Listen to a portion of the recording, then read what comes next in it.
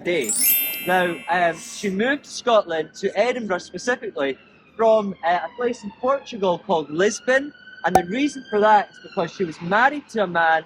She arrived in 1993. Now, by 1997, she finished Harry Potter and the Philosopher's Stone, sent it to many different publishers, and finally, it was published in the UK.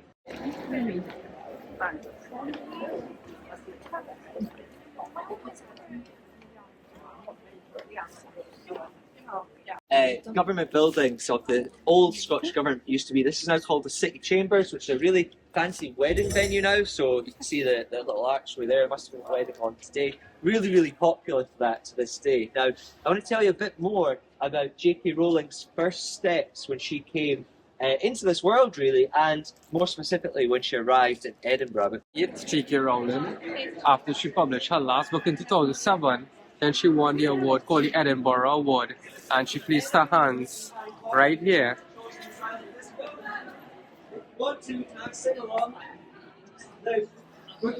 Inspiration for Ministry of Magic.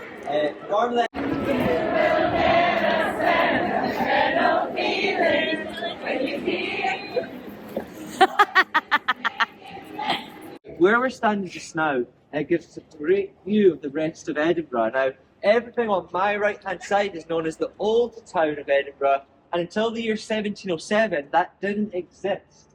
Can you see the dip that is in there? That actually used to be a moat that went round the whole of Edinburgh in a U-shape to protect everybody who lived on the Royal Mile and in the castle. So they actually built all of the new town, as it's known, so very creative names, Old Town, New Town, to stop rich people going to London instead. So everybody in Edinburgh was very cramped, and it was quite a dirty place. You built that place for rich and famous people to live, and that's kind of still what it's like just now. You can buy flats over there for over £1 million.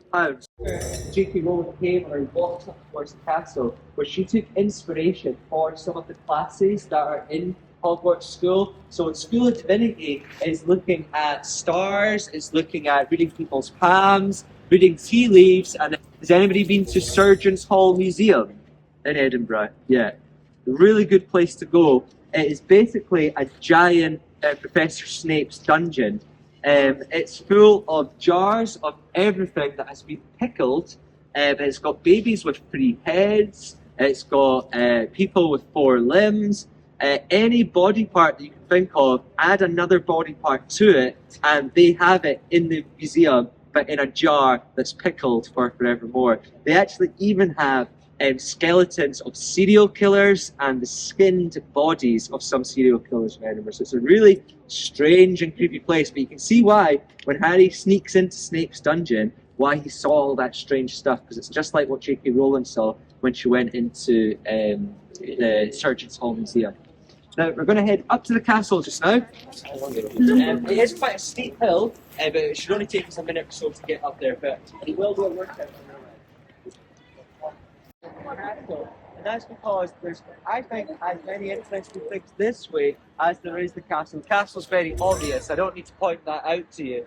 Now, the castle's around about 1,000 years old, and it's been knocked down and rebuilt so many times over the last 1,000 years that it's actually quite difficult to be able to explain which parts are original, which parts are now lost, and now which parts you can still get into, which is why J.K. Rowling chose it as the inspiration for Hogwarts Castle, because there are very, very many secret rooms and passageways that even to this day cannot be accessed or are not easily accessed. Now, when you think about Hogwarts Castle and you look at it on top of the mountain, the Castle Rock, which is the volcano underneath, looks exactly like the base of Hogwarts. Then if you look at this part of the castle, it kind of looks like the middle of Hogwarts. I want you to point you to behind me, to this building that's lit up in the distance with the 4 turrets.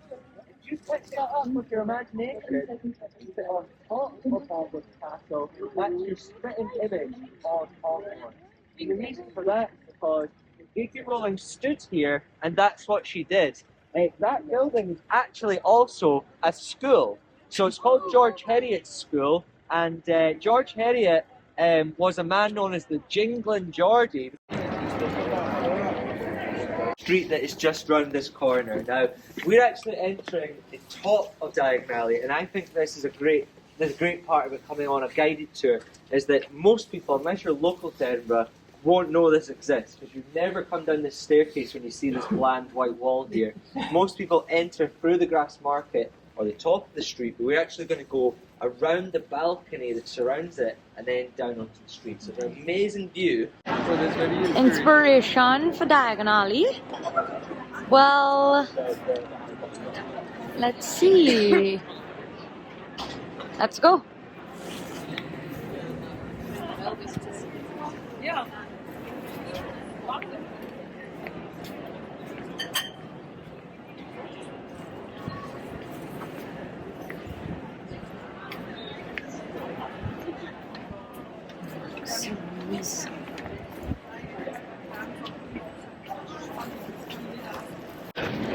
Steps. Feel free to take a photo.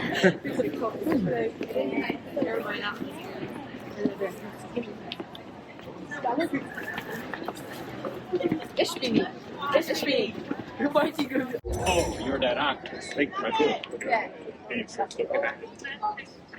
Wait, where does that say Irish photo though? You find us looking like Diagon Alley? I'm not looking there for today. Yeah, that's how it look with the coupons and stuff, I guess. Yeah, if I get it. Yeah, probably get it. Okay, if your car might to it, you're actually going to walk slightly up this Oh shoot, Diagon Alley's up this way earlier. No, Wallace is it. Wallace is it. Now, you'll notice that on this street called Victoria Street, or some people call it West Bow Street, it has two names, even has two street signs, but you can use either one. And this is where Diagon Alley took shape. And all of these buildings, as you go down, they actually all have a different colour shop front. Now, the original shops that were here would have been coloured in a way that helped you know what was inside the shop. So there is a place that sells, they've got a giant pig that's on a spike in front of the shop down there, and the shop wall is pink. And that's because it was actually originally a butcher, and if you wanted to buy some meat, you would know the pig shop is where you can go buy flesh. This one here, John Kay's bookshop, you'll see on their wall that we've got here, this is where J.K. Rowling used to come and buy her books while she was living in Edinburgh before she'd made her money selling Harry Potter. So they say this is where J.K. Rowling got the inspiration from the bookshop on Diagon Alley, Flourish and Block. So we've got that from the side there. But I'm going to go down the shops and show you a different selection of them and show you where J.K. Rowling got the inspiration from something. You'll see that this shop behind me is a queue, and it has a queue at all times because it is a Harry Potter theme shop, okay? Now what is very interesting about this shop, and most people in that queue won't know, is that it is actually was the inspiration for Ollivander's wand shop. And the reason for that is because before it was this amazing brightly lit shop, it actually was a broom shop. But it's not brooms that you climb on top of and fly. He lived to be about 80 years old and lived and worked here almost his whole life. And what he did with the brooms was basically, if you went inside, he would ask you, what wood do you want it to be made out of? What bristles do you need? Can I measure your stance and I'll know exactly how long to make the broom? He'd get a customised grip for you. So it was just... Now, can everybody see this shop behind me called Katie's? Now, does anybody know the name of the street beside Diagon Alley that Harry sometimes gets lost down? Anybody got any idea? Nocturne Alley? Nocturne Alley, yeah. So, Nocturne Alley, this is where J.K. Rowling got some of the inspiration for some of the shops. Katie's the Witchery Tours, they're linked, or they say they're linked, to a famous duo of serial killers in Edinburgh called Burke and Hare. Now, can anybody remember the shop on Nocturne Alley where the Vanishing Cabinet is kept, and it's called Borgin and Burke's? And that's the link to these serial killers, Burke and Hare. Inside Katie's, they actually have a coin purse made out of the skin of William Burke, the serial killer. Real man in Edinburgh called Deacon Brodie. Now, Deacon was his title, and William was his first name. So his name was Deacon William Brodie, but you'll hear most people just call him Deacon Brodie, thinking it's his first name.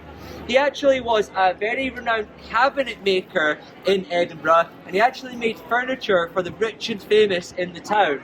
But what made him a little bit nasty was when he delivered your cabinet and put it inside your flat, he would make a copy of the key to get inside. He would come back a few months later and rob you blind because you didn't have to break anything. He could open the door when you were away and take all of your stuff.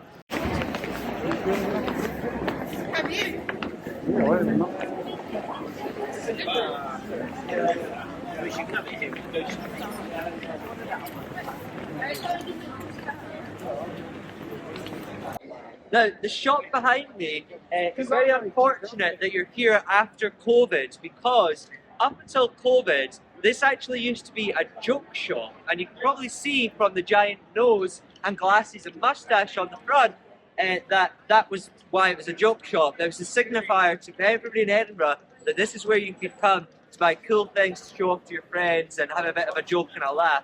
It's now a clothes shop that's actually shut down shortly after COVID because they never managed to pick the business back up. But they kept the nose and glasses at the front just to show what it used to be. Now, it used to be a shop called Ah Ha Ha Ha Ha Ha Ha's, like you're laughing. And I remember I did come here when I was a child, around 7 or 8 years old, with my mum, and then came back as a teenager, and you could buy it in primary school. The girl that I liked, she never liked me back, even though she drank this little can of juice that was meant to be a potion. And you could buy lots of different things there, and you can probably imagine what kind of shop this would have been on Diagon Alley. Probably be Weasley's Wizard Wheezies. Yeah, it's a shame that it's no longer a joke shop, but I still like that they kept the nose and glasses inside. Candle Maker Row, which I think is a very sweet name. It's quite nice. It kind of makes you think about the past for rose-tinted glasses, but you can think of Victoria Street as being Diagon Alley, although Morgan and Birch is said to be there. This street, Candlemaker Row, is almost like where the physical part of Nocturne Alley would be. And this is one of the shops that definitely would have been inspiring that. It's called the Black Moon Botanica, and it specialises in the occult. So if you're interested in strange things, things that have links to witchcraft or the devil, that's the kind of shops you would want to go inside. I don't actually think it's that spooky. I think the Lord of the Rings is very nice, but it's a place you might want to go if you've got time.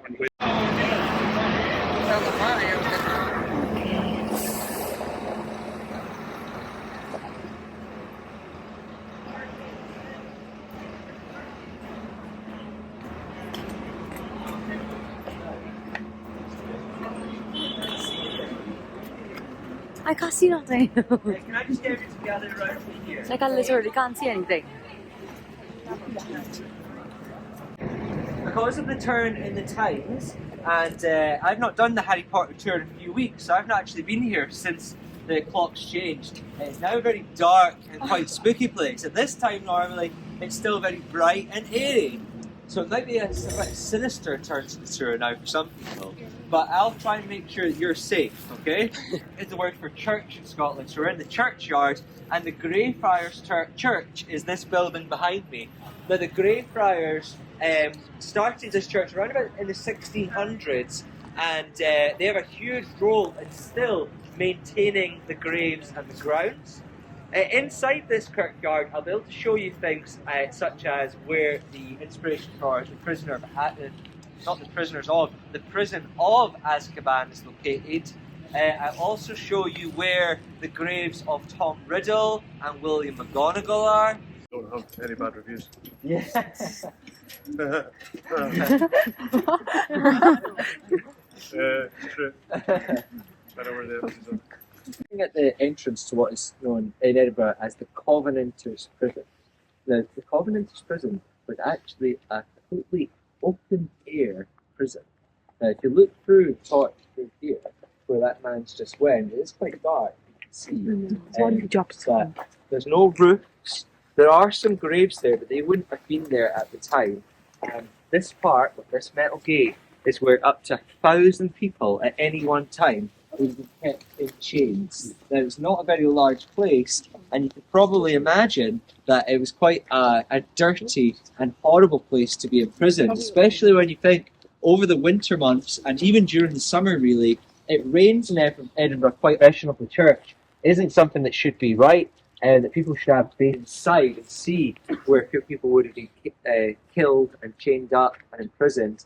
And that's where she got the idea for the Prisoner of Azkaban, a really horrid and really disturbing place. The men that were kept in there, up to thousands at a time, would be given scraps of bread every few weeks, and the only water they had was if it rained and they were able to catch some and drink it.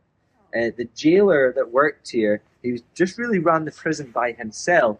He would take people every so often, maybe one or two a day, take them down into the grass market where we've just been, and then execute them publicly. And you didn't know when it was going to be your turn. So it's quite a harrowing place to be, because you knew you were going to die, just not when, almost like a kind of death row.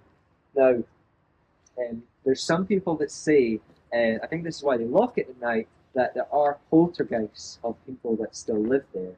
And unfortunately, there have been a number of recorded deaths due to the poltergeist over the last few years. During COVID, a group of homeless men actually made their way into where the Covenanters prison is, and all of them died while she was writing The Prisoner of Azkaban. And in fact, the Dementors are what she put in the book as a physical embodiment of what depression feels like to her.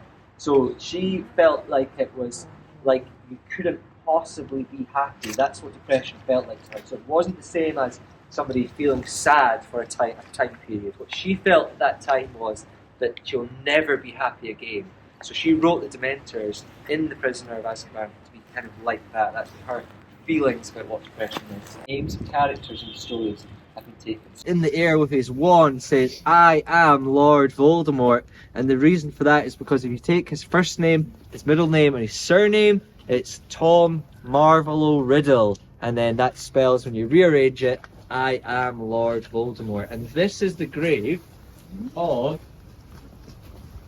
Tom Riddle here. Now, it's spelt slightly differently because J.K. Rowling changed the spelling, but there it is in memory of Thomas Riddle, who died in Berwick, lived in Berwick and died in Edinburgh. Berwick is just a town just very slightly out of the way of Edinburgh.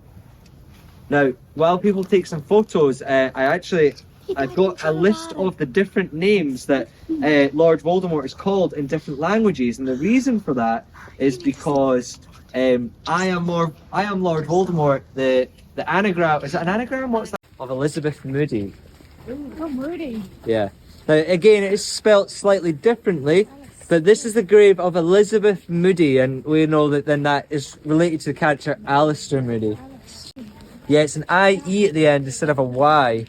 Oh shit, my light off. Yeah. I feel like you're in Hogwarts. It's real good. This is Hogwarts School. This is George Heriot's. Wow. This is George Heriot's school. This is the top of Hogwarts Castle. So we've made our way all the way down from the castle down to here. Really cool. Oh. Now, during the day, and we might get a better view of it, you can see George Heriot's school, and when J.K. Rowling was wandering through these graveyards trying to get her baby daughter Jessica to sleep in the buggy, she picks up George Heriot's school, puts it on top of Edinburgh Castle, and that's where she gets the inspiration for Hogwarts Castle. There's a cafe which is just on the other side of the graveyard, where you get the same view. When the window she sat at, you look through it, you see George Heriot's and you see Edinburgh Castle. And that's where she's said to have wrote the first book, or at least most of the first book. But I'm going to go back this way, just to show you this grave over here. So, to our website. Just that. Website where J.K. Rowling updates it with different facts and theories and things like that. You'll know on Pottermore that this man called William McGonagall, he is officially an ancestor of Minerva McGonagall. Now he is actually a muggle, so he's not got a magical talent, but he, I think, is the great-great-uncle of Minerva. So that's where he took some of the names. And he is officially a character